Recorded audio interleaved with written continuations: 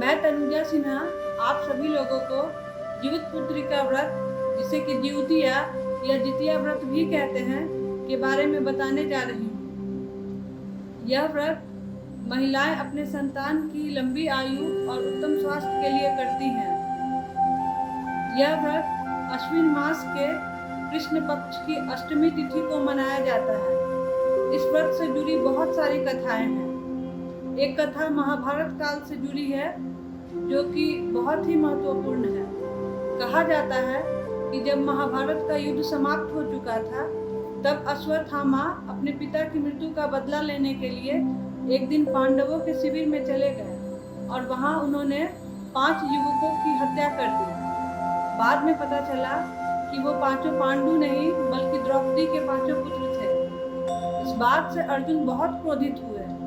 तब उन्होंने अश्वत्थामा को बंदी बना लिया और उसके दिव्य मणि को छीन लिया। इस बात से अश्वत्थामा बहुत आहत हुए।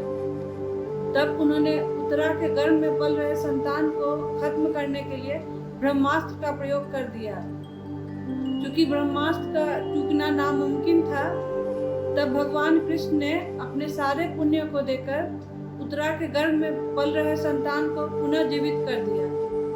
गर्भ में पुनः जीवित होने के कारण उसका नाम जीवित पुत्रिका रखा गया।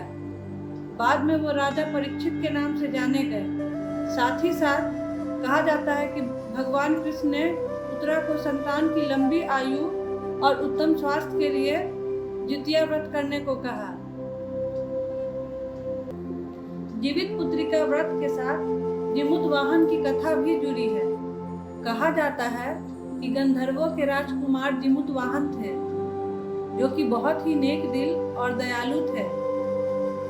वृद्धावस्था में जब उनके पिता बन जाने लगे, तब उन्होंने अपना सारा राजपाट जिमुत वाहन को सौंप दिया।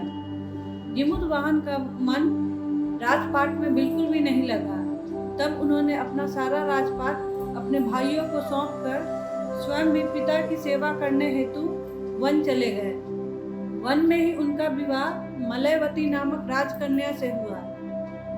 कहा जाता है कि एक दिन जिमुत वाहन वन में भ्रमण के लिए निकले हुए थे। तभी उन्होंने देखा कि एक वृद्ध महिला जोर जोर से विलाप कर रही है। जिमुत वाहन ने उसके विलाप करने का कारण पूछा। महिला ने बताया कि वह एक नाग कन्या है। पंछी राज गरुड़ के भक्षण हेतु प्रतिदिन नागों द्वारा एक बलि दी जाती है और आज उसके पुत्र शंखचूड़ की बारी है। जिमुत वाहन ने उस महिला को ढारस दिया और साथ ही साथ कहा कि तुम्हारे पुत्र को कुछ भी नहीं होगा और आज मैं तुम्हारे पुत्र की जगह मैं बलि के लिए जाऊंगा। इतना कहकर शंखचूड़ से जिमुत वाहन ने लाल कपड़े को ले लिया और खुद को लाल कपड़े में ढककर स्वयं वधशिला पर लेट गए। समयानुसार पंछीराज गरुड़ आए और जिमुत वाहन को अपने पंजे में लेकर शिखर पर चले गए। अपने पंजे में प्राणी के आंखों से आंसू और मुंह से आह न निकलता देख गरुड़ महाराज बहुत आश्चर्यचकित हुए। तब उन्होंने जिमुत वाहन से उनका परिचय पूछा। जिमुत वाहन ने सारी कहानी उन्हें बतला दी। दूसरों के प्राणों की रक्षा हेतु खुद का जीवन बलिदान करते देख इस बात से पंछीराज गरुड़ बहुत प्रसन्न हुए और उन्होंने जिमुत वाहन को जीवन दान दिया। साथ ही साथ उन्होंने यह भी वचन दिया कि वो आज के बाद किसी भी नाग का भक्षण नहीं करेंगे। कहा जाता है कि उस दिन अश्विन मास के कृष्ण पक्ष की अष्टमी तिथि थी। तब से इस दिन महिलाएं अपने संतान के लिए जितिया व्रत करती हैं। जितिया व्रत से जुड़ी तीसरी कथा चील और सियारिन की है। कहा जाता है कि नर्मदा नदी के किनारे कंचनवटी नाम का एक नगर था। वहां का राजा मलयकेतु था। नर्मदा नदी के पश्चिम दिशा में एक मरुभूमि थी, जिसे बलुहाता भी कहा जाता था। वहीं पे एक विशाल पाकड़ का पेड़ था। उस पेड़ के खोधर में सियारिन रहती थी। चील और सियारिन में बहुत दोस्ती था।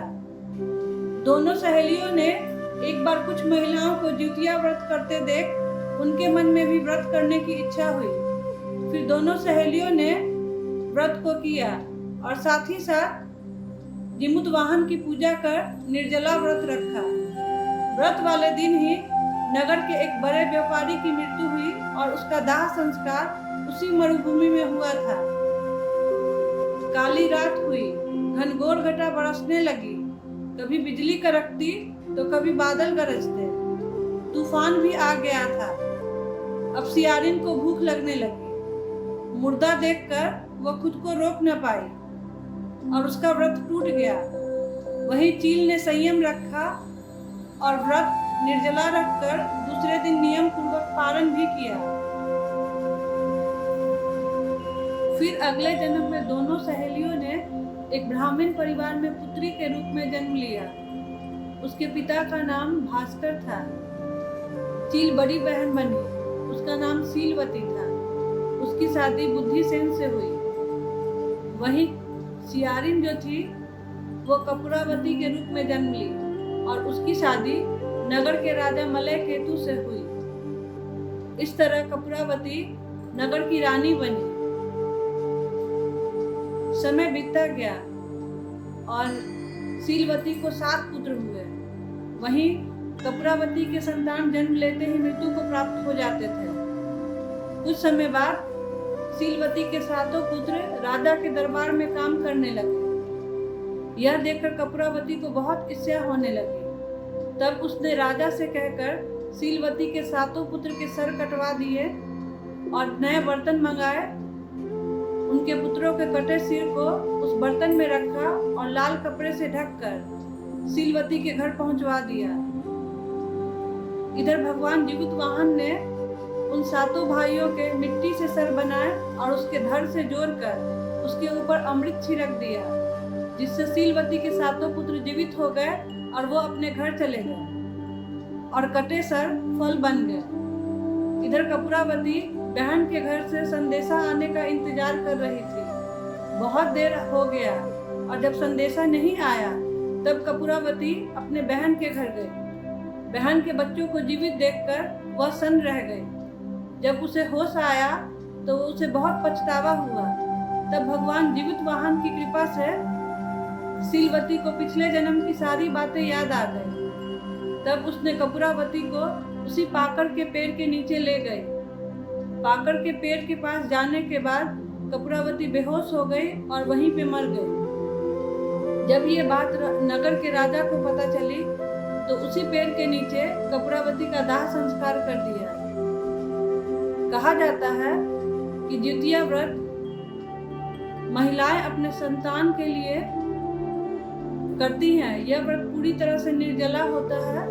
इसमें महिलाएं अन्न और जल का ग्रहण नहीं करती हैं। यह व्रत बिहार, पूर्वी उत्तर प्रदेश और नेपाल की महिलाएं अपने संतान के लिए तो करती ही हैं, साथ ही साथ वैसी महिलाएं जिन्हें संतान की प्राप्ति नहीं होती है, वो महिला संतान प्राप्ति हेतु भी इस व्रत को करती हैं। इसके बारे में ये भी मान्यता है कि जो इस कथा को कहता है और प्रेम पूर्वक सुनता है, भगवान जिमुतवाहन की कृपा से उसकी सारी मनोकामनाएं पूर्ण होती है। आप सभी लोगों को जिउतिया व्रत की बहुत सारी शुभकामनाएं।